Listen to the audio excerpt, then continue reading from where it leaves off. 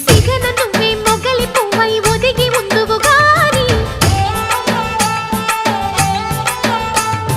చిలిపి నవ్వే పిలుపునిస్తే రానా కిన్నెరసాని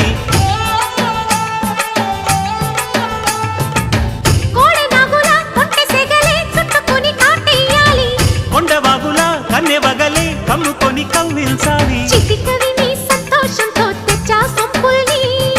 కథలుగనే సావాసంతో గిచ్చా చెంపల్ని